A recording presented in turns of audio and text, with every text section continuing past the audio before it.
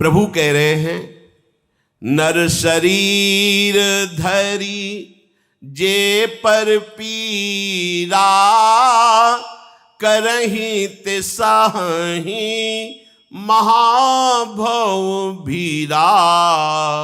करही मोह बस नर अघनाना, स्वार्थ रत परलोक नशाना। भगवान श्री राम जी कह रहे हैं, मनुष्य का शरीर धारण करके जो लोग दूसरे जीवों को दुख पहुंचाते हैं, अब आप देख लीजिए, जो मांस भक्षण आप करते हैं, जो आप ऐसे, ये बहुत बड़ा दंड मिलेगा आपको। अभी क्षमा होने का अवसर है, प्रभु की शरण में हो जाओ तो कह रहे हम तो हम सर्वपापेभ्यो मोक्षयिष्यामि मा शुचा। स्वामी है वो, क्षमा कर सकते हैं, दूसरे की सामर्थ्य नहीं है, क्षमा कर देंगे। भगवान स्वयं कह रहे हैं, मनुष्य का शरीर मैंने तुम्हें दिया और तुम दूसरे जीवों को दुख पहुंचाते हो, तो मृत्यु के महान कष्ट के भोगने के लिए तैयार हो जाओ। ये जो मनुष्य स्वार्थ परायण होकर, रसेंद्री जनेन्द्री परायण होकर के दूसरों को कष्ट पहुंचाते, कैसे राक्षस वृत्ति जागृत हो जाती है। तुम्हारा शरीर तुम्हें प्रिय है, तुम एक इंद्रिय के संयोग के लिए उसके पूरे जीवन को नष्ट कर देते हो। चाहे जनेन्द्री का संयोग हो या रसेंद्री का। रसेंद्री का तो मार काट के उबाल के खा रहे हो जानवर पशु पक्षियों को, अरे राक्षसी वृत्ति जागृत हो गई। जनेन्द्री के भोग के लिए तुम दूसरे के शरीर को नष्ट कर दे रहे हो, मार दिया, जला दिया, काट दिया। ऐसी दुर्गति होगी नरक में कि नरक के प्राणी भी तुम्हें क्षमा दृष्टि से नहीं देखेंगे। जो नारकी जीव नरक भोग रहे हैं वो भी उससे कहते हैं ना, तुम्हें नरक में जगह नहीं मिलेगी। नरक में जगह मिलने का मतलब ये, वहां के जीव भी तुम्हें घृणित भाव से देखेंगे। करही मोह बस नर अघनाना, स्वार्थ रत परलोक नशाना। काल रूप तिन कहाँ मैं भ्राता, शुभ अरु अशुभ कर्म फल दाता। मैं ऐसे नीच पापियों के लिए भयंकर काल रूप हूं, मैं उन्हें दंड देता हूं। ये भगवान कह रहे, वही भगवान सुन लो। जो नर होए चराचर द्रोही, आवे सभय शरण तक मोही। तज छल कपट मोह मद माना, करो सद्यते साधु। जो सभी तयावा शरणाए, रखियो ताई प्रा। कोटि विप्र बदला गए जाहू, आए शरण तजो नहता हो। ये शरणागत, अगर भगवत शरण नहीं हुए, मनमानी आचरण करते करते तुम्हारा जीवन भगवत विमुख व्यतीत हो गया, तो काल रूप तिनकर मैं भ्राता। मैं उनके लिए भयंकर काल रूप हूं, और उनकी शुभ अशुभ कर्मों की जो दुर्गति होती वो मैं उनको स्वयं देता हूं। असुविचारी जे परम शयाने, भजहि मोहि संसृत दुख जाने। हे भाई, जो विचारवान जन है वो ऐसा समझकर, जो परम चतुर है वो अपने आप को बचा लेते हैं। मानो आपको पता नहीं था इतना भयंकर होते हैं अपराध, अब आप सुन रहे हैं तो नियम ले अब लो निशानी। ना ना ना, अब तो गलती हो गई, जीवन में गलती नहीं करेंगे। हे प्रियाजू, हे हरि, मैं आपकी सब सच्ची मानिए, बिल्कुल सब माफ हो जाएगा। बड़े कृपालु भगवान है, वो अगर कृपा न करे, बहुत करुणाशील है। एक गांव में एक संत मंडली पहले भ्रमण करती रहती थी। वहां पहुंची तो पूछा, कुछ लोग थे कि यहाँ कोई पवित्र स्थान बगीचा आदि हो तो अपने ठाकुर जी विराजमान करें, उनकी सेवा करनी। तो फिर भोग राग आरती पूजा, तो वो उद्दंड कुछ होते हैं गांव के विनोदी। तो उन्होंने एक वैश्या का बगीचा था, कहा बहुत पवित्र बगीचा वो है गांव के किनारे, उसमें आप अपने ठाकुर जी को सहज स्वभाव संतों का होता है। संत सरल चित जगत हित, स्वभाव सरल जगत मंगल भावना। तो विश्वास हमारा धन होता है। तो कोई जो बोले तो बिना बुद्धि लगाए विश्वास कर लिया, दोबारा पूछने की जरूरत नहीं। गए बगीचे में, जल छिड़का गया, सोहनी लगाई गई, ठाकुर जी विराजमान हुए, श्रृंगार हुआ, जब आरती हुई, शंख घंटा नाद। तो अपने बड़े मकान में रहती थी, वहां से झांक के दिखा, रे मुझ नीच पापिनी के यहां संतों का आनंद। संत दरस जिम पातक, पहली दृष्टि में क्या उत्तर अंदर से आया, मैं कितनी नीच पापिनी, फिर भी आज सौभाग्य संत मंडली। अब तो जाना चाहिए, सब संतों के चरणों में प्रणाम करना चाहिए। तो उस समय हीरे जवाहरात थाल में सजाए लेके रखा, प्रणाम किया। तो उनमें जो संत मंडली के मुखिया थे, उनसे कहा, भगवान ये सब भगवान की सेवा में और संतों की सेवा में लगा दें। उनका, पुत्री मुझे अपना परिचय दीजिए। अब वो कभी जीवन में किसी ने पुत्री नहीं कहा था, और इतने महापुरुष के अमृतमय वचन जब, तो आंसू आ गए। कहा, भगवान परिचय अगर जानोगे तो हमें दबका के भगा दोगे। नहीं नहीं बेटा, आप अपना परिचय बताइए। तो बोले, भगवान मैं वैश्या हूं, शरीर बेचती हूं कामी पुरुषों को, और उनसे जो धन प्राप्त होता है उसी, इसी विलास जो देख रहे हैं महल, ये सब उसी धन से। रो पड़ी, क्या भगवान मुझ जैसे नीच का भी कल्याण हो सकता है?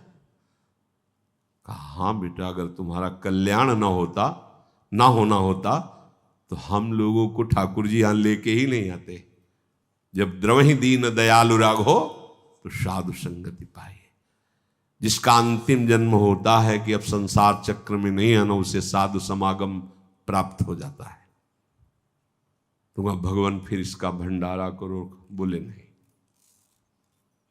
प्रयोग तो हम नहीं कर सकते, क्योंकि अपवित्र चेष्टा के द्वारा कमाए हुए धन से यदि उसका प्रयोग किया जाए तो अपवित्र बुद्धि हो जाती है।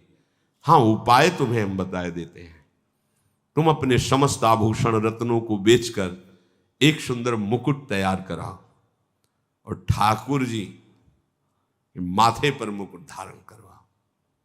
तुम्हारे सारे पाप नष्ट हो जाएंगे। अब आज से तुम वैश्यावृत्ति का त्याग करो। बोले, अब लो नशानी, अब ना नशे। आज से मैं आपके सामने, आप संतों के सामने शपथ खाती हूं, कभी ऐसे आचरण नहीं करूंगी। बोले, बस तुम अपने आभूषण और धन को बेचकर एक सुंदर हीरो से जटित एक मुकुट तैयार करो। वहां ठाकुर रंगनाथ जी का विशाल मंदिर था। अपने हाथ से तुम्हें प्रभु स्वीकार कर लेंगे, हम प्रार्थना करेंगे, प्रभु स्वीकार करेंगे। बड़ा उत्साह उसके जीवन में कि मुझ नीच आचरण करने वाली को आज ऐसा सौभाग्य मिलेगा। और जब ये बात वहां हरि पार्षदों को पता चली तो आपस में कि ऐसी वैश्या नीच, उसके प्रार्थना करवाई आचार्य चरण से कि वो हमें दे दे, हम धारण करवा देंगे, आपकी आज्ञा को उल्लंघन भी नहीं होगा और ठाकुर जी की सेवा मर्यादा भी बने। बोले, नहीं, हमने तो कह दिया है कि वो अपने हाथ से धारण करवाएगी।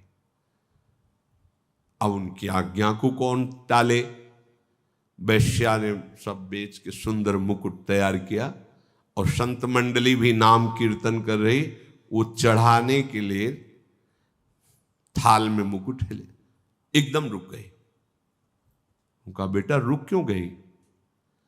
भगवान मासिक धर्म हो गया, स्त्री में अपवित्र का कुछ नहीं, चलो। गुरु प्रसन्न साहब अनुकूला, सकल मिटी कल्प। सब पार्षदों ने कहा, भगवान अब तो बिल्कुल अमर्यादित चेष्टा है। वैश्या, वो भी अपवित्र, मासिक धर्म। तो उनका, ठाकुर जी अगर मुकुट ऐसे करते ही सर झुका दे तो मान लेना है ठाकुर जी की इच्छा, अगर ना झुकाए तो मेरा अपराध। जे ही कदम आगे बढ़ाया तो ठाकुर जी ने सर झुका दिया। और इतने करुणा वरुण वाले हमारे प्रभु हैं, तो हमको डरना भी नहीं। जो हमसे गलती अब तक हुई है, चिंता मत करो। कोटि विप्र बध लागे जाहू, आए शरण तजोन। जो नर होए चराचर द्रोही, चराचर का अपराध करने वाला हो और भगवान की शरण में आ जाए तो भगवान स्वीकार कर लेते हैं। यहां भगवान कह रहे हैं कि वही चतुर है। अस विचारी जे परम शयाने, भजहि मोहि संसित दुख जाने। ये संसार दुखमय है। भोगों की लुभावनी इस वाटिका में भूल मत जाना। नहीं, पापाचरण ही पापाचरण केवल बढ़ाता चला जाता है ये भ्रम। त्याग ही कर्म शुभाशुभदायक, बहुत सूक्ष्म बात है। भजहि मोहि सुर नर मुनि नायक। जो मेरे शरणागत जन होते वो शुभ अशुभ दोनों का त्याग कर देते हैं। शुभ अशुभ दुर्ग विध्वंसी बल तब जयति जयति जग उच्चरय। शुभ अशुभ दोनों कर्मों का त्याग करते हैं, क्योंकि समस्त देवता धर्म सबके नायक मुझ श्री हरि का वो भजन करते हैं। ये भजन शुभ अशुभ दोनों को मिटाकर भगवदानंद की प्राप्ति। अगर शुभ है तो सोने की जंजीर है, उसमें भी बंधे हो। अशुभ है तो लोहे की जंजीर में बंधन दोनों में है। जो मैंने संत और असंतों के गुणों का वर्णन किया, इनको समझ करके संतों का संग करो और असंतों के संग का त्याग करो, तो तुम जन्म मरण के चक्र से मुक्त हो जाओगे। सुनहु तात माया कृत, गुण अरु दोष अनेक। गुण याऊ भय न देखी हैं, देखी सो अभिवेक। हे तात, हे भाई सुनो, ये सब माया के रचित गुण दोष हैं। इनकी कोई सत्ता नहीं है, न गुणों की न दोषों की। इसलिए सच्चा गुण विवेक यही है कि यहां न किसी के गुण देखो न दोष देखो, सब में भगवत भाव करो और निकल चलो इस माया से। भगवान के श्रीमुख के वचन सुनकर समस्त भाई और श्री हनुमान जी आदि बड़े आनंदित हुए। हृदय में प्रेम नहीं समा रहा, बार बार विनय कर रहे हैं। विशेष करके हनुमान जी को अपार आनंद हो रहा है। भगवान श्री राम जी फिर अपने महल को गए। बड़े बड़े ऋषि मुनि भगवान के दर्शन के लोभ से आते ही रहते थे अयोध्या में। श्री नारद मुनि तो प्रायः अयोध्या में ही भगवान के नवीन नवीन रूप और नवीन लीला चरित्रों का दर्शन करते और ब्रह्मलोक में जाकर के ब्रह्मा की सभा में गान करते। ब्रह्मा भी आनंद मगन हो जाते अवधपति भगवान श्री राम के पावन चरित्रों को नारद जी के श्रीमुख से सुनकर। सनकादि मुनि नारद जी की सराहना करते। यद्यपि वो ब्रह्मनिष्ठ महापुरुष हैं, पर भगवान का रूप और भगवान की लीला ऐसी है कि वो ब्रह्म समाधि को भूल करके भगवान के रूप और लीला चरित्र में मगन रहते हैं। सनकादिक नारद ही सराहि, यद्यपि ब्रह्म निरत मुनि आहि। सुनी गुण गान समाधि विसारी, सादर सुनहि परम अधिकारी। जीवन मुक्त ब्रह्म पर चरित सुनहि तजि ध्यान। जे हरि कथा न करहि रति, तिनके हिय पाषाण। सनकादि जैसे महापुरुष ब्रह्मनिष्ठ जो है वो ब्रह्म सुख का त्याग करके हरिश शरणम और भगवान के पावन चरित्रों का गान करते सुनते रहते हैं। ऐसे भगवान के चरित्र कथा प्रसंगों में जो रति नहीं करते, उनका हृदय सचमुच बड़ा कलुषित है, पत्थर के समान है। एक बार श्री रघुनाथ जी ने सबको बुलाया, गुरु वशिष्ठ जी, सब ब्रह्म ऋषि, नगर निवासी, अयोध्यावासी, मुनि, ब्राह्मण सब आए।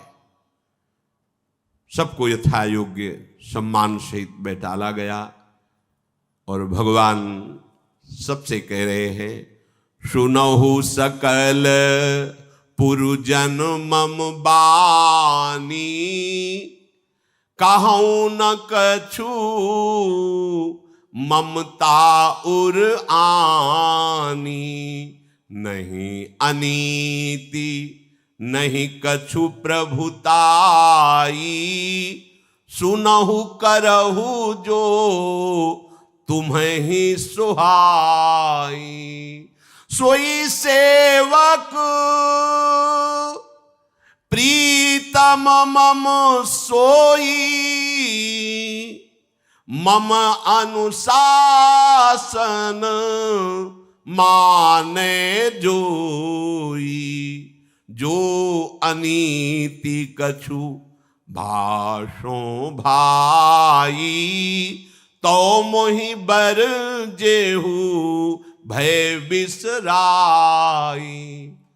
भगवान राजाधिराज श्री रामचंद्र जी महाराज सबको सम्मान से बैठाल कर कहा, हे पूज्य जनों, हे नगर निवासियों, मेरी बात सुनो। मैं किसी ममता से प्रेरित होकर बात नहीं कर रहा हूं और कोई अनीति की बात नहीं है, और ना मैं इस प्रभुता से कह रहा हूं कि मैं चक्रवर्ती सम्राट पद पर बैठा हूं तो तुम्हें सुनना ही होगा, मानना ही होगा, ऐसा भी नहीं है। तुम्हें संकोच और भय छोड़ करके मेरी बात सुनो, और यदि अच्छी लगे तो उसे स्वीकार कर लेना। देखो, मेरा वही सेवक है, मेरा वही प्यारा है जो मेरी आज्ञा का पालन करे। सोई सेवक प्रीतम मम सोई, मम अनुशासन माने जोई। यदि मैं थोड़ी भी गलत बात, अनीति कह रहा हूं तो आप खड़े हो जाना और बेखटके मुझे रोक देना कि तुम गलत बोल रहे हो। देखो भाई, बड़े भाग मानुष तनु पावा, सुर दुर्लभ सब ग्रंथनी गावा, साधन धाम मोक्ष कर द्वारा, पाई न जेहि परलोक संवारा, सो परत्र दुख पावई, सिर धुनि धुनि पछिताई, काल ही कर्म ही ईश्वर ही मिथ्या दोष लगाए, यही तन कर फल विषय न भाई, स्वर्ग स्वल्प अंत दुखदाई, नर तनु पाई, विषय मन देहि, पलटी सुधाते सठ बिस लेहि। श्री भगवान ने कहा, बड़े भाग्य से मनुष्य शरीर मिला है। सब ग्रंथों में इस मनुष्य शरीर की बड़ी महिमा गाई, दुर्लभो मानुषो देहो। ये शरीर की चाह देवता भी करते हैं कि मुझे भारत भूमि में मनुष्य शरीर मिले, लेकिन दुर्लभ है, बड़ी कठिनता से मनुष्य शरीर मिलता है। इसमें साधना करके हम मोक्ष पदवी प्राप्त कर सकते हैं। जो मनुष्य शरीर प्राप्त करके भजन नहीं करते, परलोक नहीं संवारते हैं, वो महान दुख प्राप्त करता है। भगवान के वचन है। सिर पीट पीट कर उसे पछताना पड़ेगा एक दिन। वो काल पर दोष लगाता है, भैया समय साथ नहीं दिया, बड़ा विपरीत समय है, अब क्या करें। वो ईश्वर पर दोष लगाता है ही ऐसा। ईश्वर पर, कर्म पर, काल पर मिथ्या दोष लगाता है। भाई, इस शरीर को अगर आप भोगों में न लगाएं, अधर्म युक्त भोगों में, तो आपका सब काम बन जाएगा, फिर भजन करने में रुचि बढ़ने लगेगी। अगर अधर्म युक्त भोगों में लगाओगे तो पापवंत कर सहज स्वभाव, भजन मूर्ति भाव न काऊ। ये शरीर तुम्हें विषय भोगों के लिए ही केवल नहीं मिला है, ये भगवत प्राप्ति के लिए ही केवल दिया गया है। अभी समझ में नहीं आ रहा है, जब ये छिन जाएगा तब समझने की जो योग्यता थी वो भी छिन जाएगी। अन्य जीवों में एक एक इंद्रियों की विशेषता होती है। कोई घ्राण इंद्रिय, कोई नेत्रेंद्रिय, कोई श्रवण इंद्रिय से काम चलाता है। अपने सब इंद्रियां पुष्ट, विवेक पुष्ट, आप जो चाहो वो स्वरूप प्राप्त कर सकते हो। ये शरीर विषय भोगने के लिए नहीं मिला भाई। इस जगत के भोगों की बात क्या, स्वर्ग के भोग भी बहुत लघु हैं। पुण्य खत्म हुए फिर जन्म होगा, अंत में दुख प्राप्त होता है स्वर्ग भोगी को भी। अतः नर्तन उपाय विषय मन देहि, पलट सुधाते सठ बिसलेहि। जो मनुष्य शरीर प्राप्त करके भजन न करके, भगवत आज्ञा के अनुसार न चलकर, धर्माचरण न करते हुए मनमानी आचरण, अधर्म आचरण और भोगों को हिंसा दोष आदि वृत्तियों से युक्त होकर भोगता है, बोले वो अमृत का त्याग करके विष का पान कर रहा है। पारसमणि को खोकर कोई घुंघची उठा ले, उसे कोई बुद्धिमान नहीं कहते। यहां तुम जितना बटोर रहे हो वो सब घुंघची के समान है। यदि राधा राधा पारसमणि नहीं जपे तो हरिवंश महाप्रभु भी कहते, मणिगण पुंज ब्रजपति छाणत हित हरिवंश कर गही कंचु। मणि को छोड़कर कांच बटोर रहे हो, हाथ कुछ नहीं लगेगा।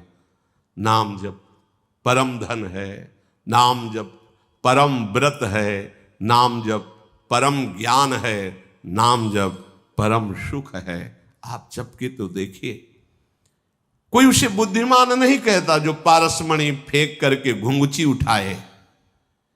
ये अविनाशी जीव अंडज, स्वेदज, जरायुज और उद्भिज 4 खान और 84 लाख योनियों में चक्कर लगाता रहता है।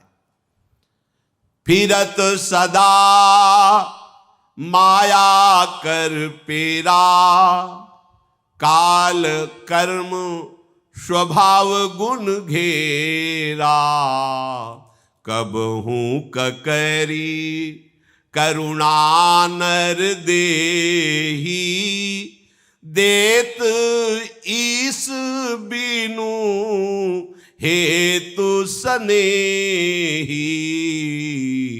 नर तनु भव बारिध कहूं बेरो, सन्मुख मरुत अनुग्रह मेरो।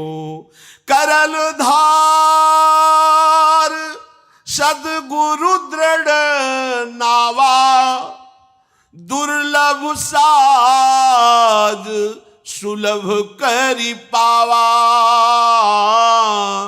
जो न तरे भवसागर, नर समाज अस पाई। सो कृत निंदक मंदमति, आत्मा हन गति जाई।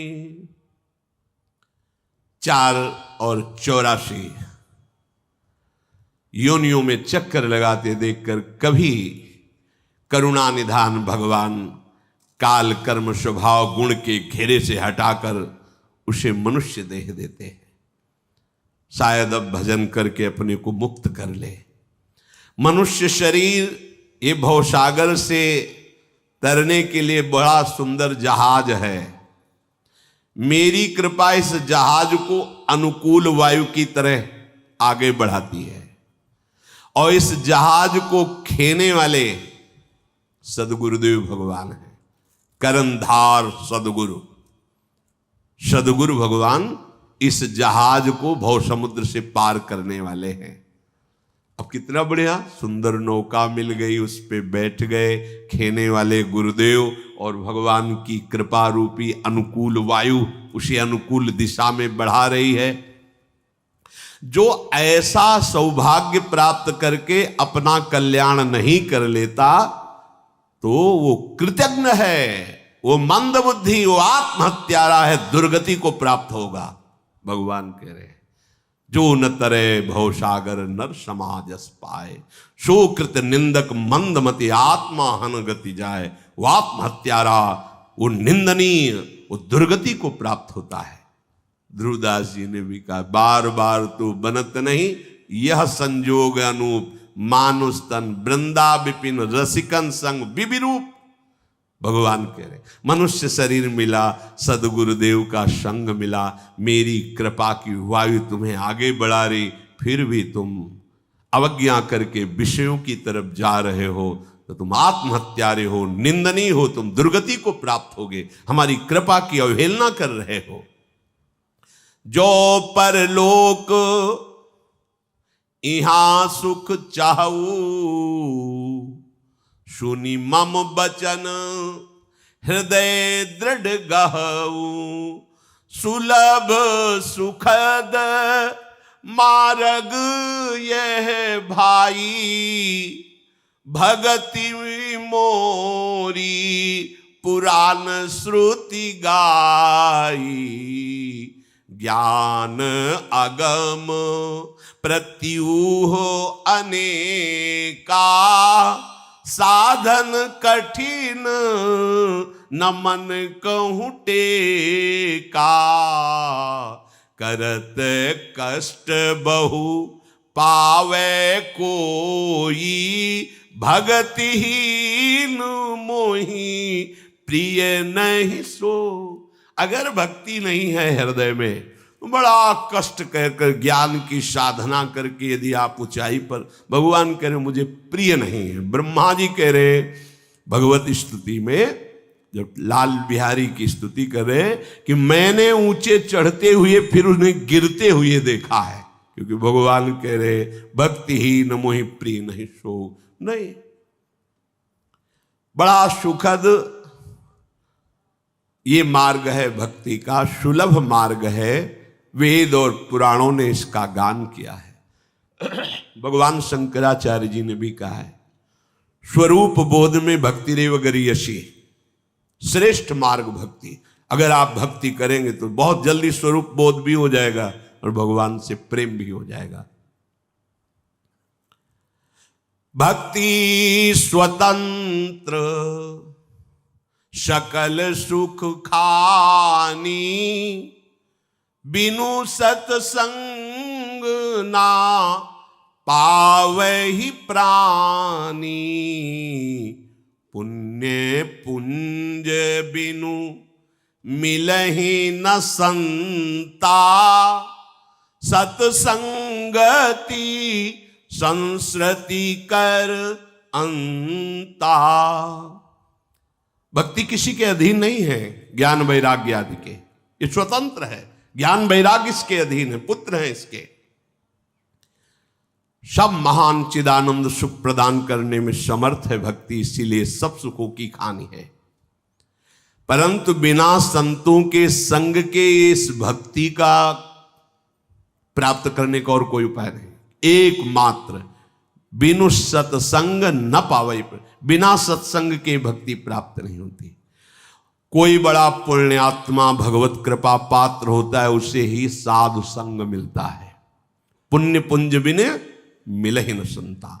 जब पुण्य बहुत एकत्रित हो गए तो भगवान कृपा करके उसे साधु समागम, जब द्रवहि दीन दयालु राघो तो साधु संगति पाई। पर दुर्गमो, साधु संग भी मिल जाए तो दुर्गम है।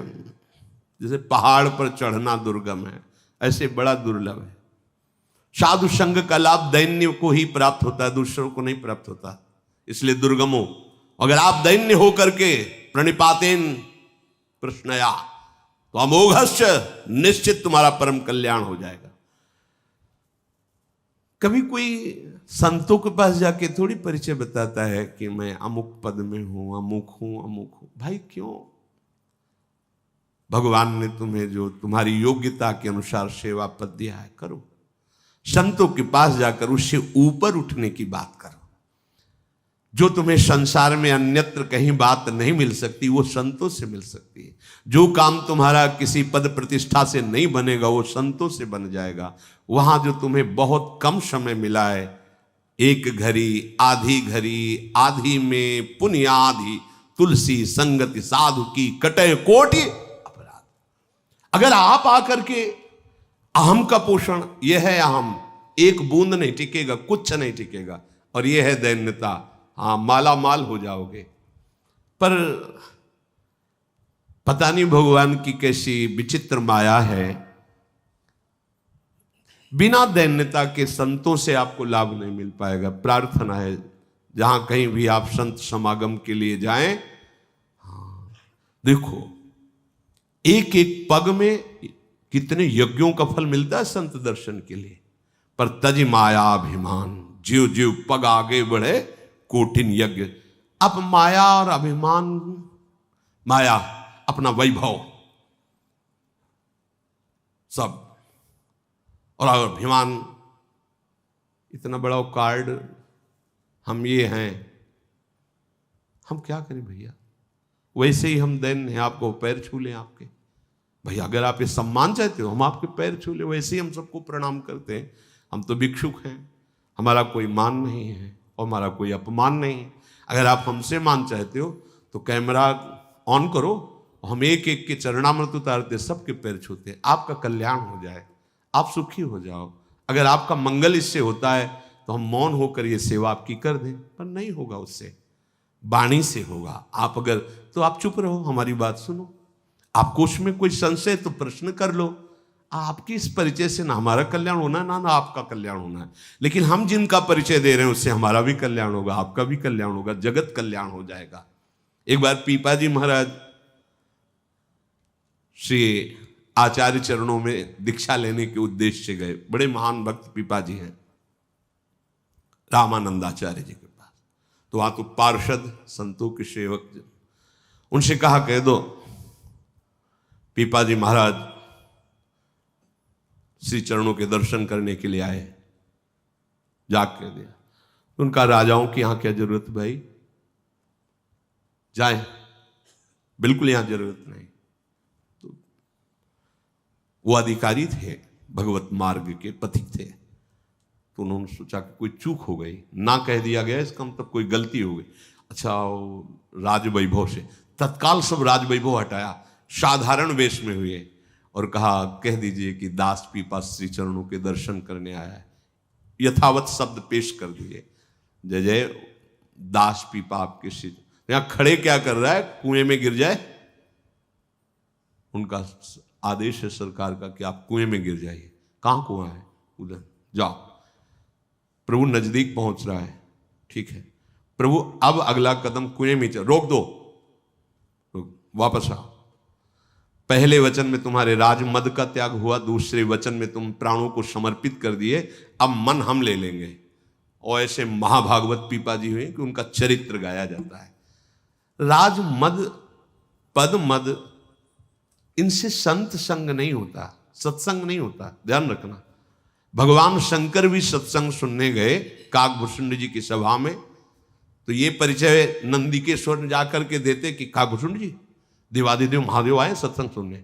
तो काकभूषुंड जी हाथ जोड़कर खड़े होकर नीचे, कभी बोल नहीं सकते थे उनके सामने, क्योंकि ज्ञान समुद्र भगवान। पर ऐसा नहीं, हंसूर के सबसे पीछे बैठ गए। महाभागवत हनुमान जी जहां भगवत चरित्र होता सुनने जाते हैं, बहुत दैन्य, संतों की सभा में अत्यंत दैन्य होकर जाया जाता है, तो उसका लाभ मिलता है। ये जो संत संग है, ये बड़े सुकृत से मिलता है। पुण्य पुंज बिन मिले ही न संता। तो हम सबसे बड़ा पुण्य यही समझते हैं कि भगवान ने हम पर कृपा कर दी है बस, क्योंकि अब मोहि भाव भरोसा हनुमंता बिनु हरि कृपा मिले नहीं। तो ये जो कृपा हुई है, इसका स्वाद लीजिए। प्राय हमें इसका परिचय नहीं था, क्योंकि गंगा के किनारे सेवन करने वाले अब हम व्यवहार में जैसे जैसे तब हमें पता लगा कि आप भगवत भाव का रसास्वादन नहीं करने आते, आप अपने पद की महिमा और गरिमा हमें दिखाने आते हैं। तो प्रभु हम वैसे भिक्षुक हैं, आपके दास हैं, हमारी कोई सामर्थ्य नहीं है। हम तो बड़े सामर्थ्यवान के भरोसे में हैं कि उनके हमारी कोई सिद्धि नहीं, कोई चमत्कार नहीं। कोई देखा क्या चमत्कार? कोई चमत्कार नहीं। राधा राधा कहते हैं अपने जीवन को प्यारी जो के चरणों में। तो हम आपका काम, हमारे यहाँ तो कोई चमत्कार है नहीं कि काम बन जाए। हाँ, सबसे बड़ा काम है कि आप शोक चिंता रहित होकर, जन्म मरण के चक्र से रहित होकर परमानंद में डूब जाएंगे। उसके लिए नाम है, उसके लिए भगवत चर्चा है, भगवत आश्रय। उसमें ये अहंकार बाधक है, उसमें ये अहंकार बाधक है। ये बहुत, एक बार गोस्वामी श्री बनचंद्र जो महाराज, किसी दैन्य भक्त ने बहुत प्रार्थना की थी, आचार्य चरण कृपा करके पधारते भी थे, तो प्रार्थना की थी। तो उसके घर गए, तो वहीं पास में कोई अरब खरबपति शिष्य भी थे बनचंद्र महाप्रभु के। तो उस गरीब घर में जिसमें गए, तो वो अपनी सामर्थ्य के अनुसार चटाई बिछा के, चरण प्रक्षालन करके, 2 फूल रख के, और जो भी रुपया 125 रुपया ऐसे चरणों, महाराज आप हमें कृत्य कर दो। बड़ा अश्रु प्रवाह कर। वो धनी मानी जो वो आए, देखा ऐसा कि गुरुजी हमारे, और सेवक से कहा जाओ 125 लाख स्वर्ण मुद्राएं लाओ।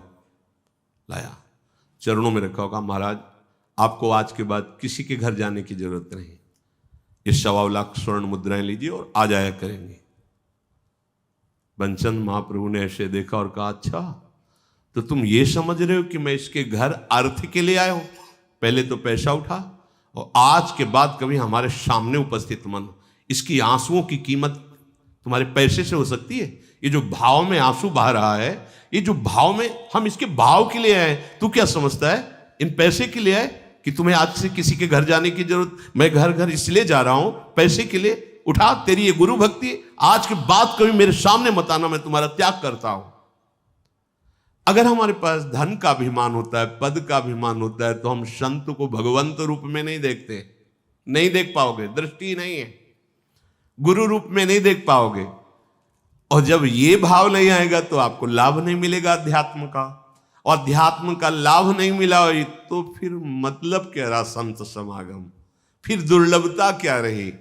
हाँ, ज्यों ज्यों पग आगे बढ़े कोटिन यज्ञ समान, पर संत दरस को चालिए तज माया अभिमान। कोई वैभव, कोई ये दिखावा, कोई पद आदि का नहीं प्रभु। सबसे बड़ा पद भगवान के चरणार बिंदों की आसक्ति है, वही तुम्हें लोक परलोक सब जगह मंगल करेगी, और उसके लिए पदाभिमान का त्याग होना अनिवार्य है। अगर पद का अभिमान रखकर धाम आए, नहीं लाभ ले पाओगे। नहीं, एक बार कोई रानी आई वृंदावन में, और जो वृंदावन में गाइड करते हैं, दर्शन कराते हैं, उनसे प्रार्थना की कि कोई अच्छे संत के दर्शन कराओ। तो ब्रजवासी जन तो जानते हैं, पंडित रामकृष्ण बाबा समय, चलो। अब वो पीछे हो गए, उनके पार्षद आगे हो, बोले आप ही कहो, क्योंकि बाबा का स्वरूप। तो उनका रानी आई दर्शन करने, महाराज दरवाजा खोलो, तो अंदर ही से आवाज है, यहां रानी की जरूरत नहीं, चलो भगाओ इनको यहां से, यहां जरूरत नहीं। ऐसे अगर दास्य भाव से, तो वो फिर ब्रजवासी जन प्रार्थना, दंडोत बाबा दर्शन करने की इच्छा है, वो पीछे खड़ी रहती, बाबा दर्शन देते, वो भी चुपचाप परिचय रानी नहीं। भाई, हम जिन महारानी की चरणों की दास्ता, वहां इसका कोई महत्व नहीं है, और इस महत्व को हमारी जानकारी में आने वाली कोई महत्व वाली बात नहीं। ये हमारी जानकारी में जो महत्व है, गुरु प्रताप से वो तुम्हारा मंगल कर देगा, वो तुम्हें महान सुखी कर देगा। इसलिए भगवान श्री रामचंद्र जी कह रहे, बिना सत्संग के भक्ति नहीं जागृत होती, और बिना पुण्य पुंज के संत संग नहीं मिलता, और संत संग ही संस्कृति का अंत करता है। आवागमन, दुख, शोक, नाना प्रकार के जो क्लेश हैं, उनका समन साधु संग से होता है। इसीलिए जिसने साधु संग किया निहाल हो गया, पर साधु संग उसी के ऊपर फलीभूत होता है जो सावधान होकर के दैन्य होकर साधु संग करता है। शेष चर्चा आगे। श्री राधा वल्लभ लाल की।